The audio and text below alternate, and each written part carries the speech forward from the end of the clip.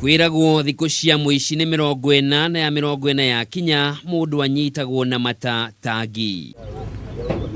Uri haraihu ata gwiciria no ni rori ya gukua mutu, bebe kana ona indo ingi cia wendia ni uria ikirigicanitio no yahingurwo tugakora ici ni ng'ombe cia iria ihingiritwo thiini.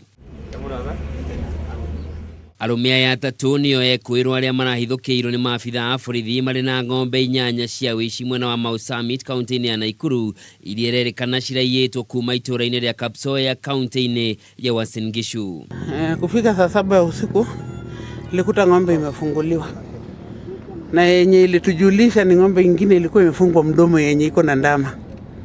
Ndio ile ilikuja mpaka nyumbani na majirani wakaona,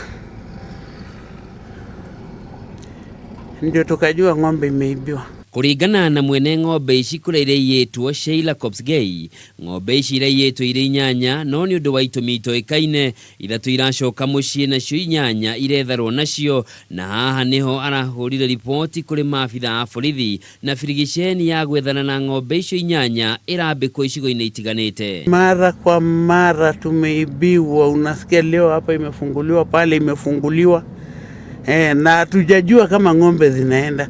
Sababu kama leo ndio tumeshuhudia kwamba ng'ombe zinapitishwa kwa hii barabara, ng'ombe 11, lakini ile tumepata kwa gari ni 8.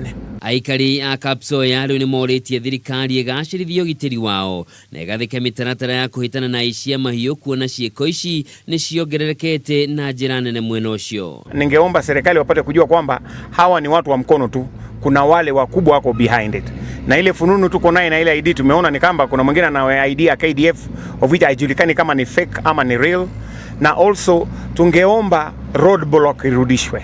Na roadblock tunajua ina mambo mengi na kashfa mengi, na upande wake ubaya wake na na uzuri wake. Leo mahiu macio hamwe na Ekuirwo acio ni macoketio ceceni-ini ya Kapsoya Eldoret kuria Ekuirwo acio matanyitwo gukinya igoti-ini gwitika thitango cia wici.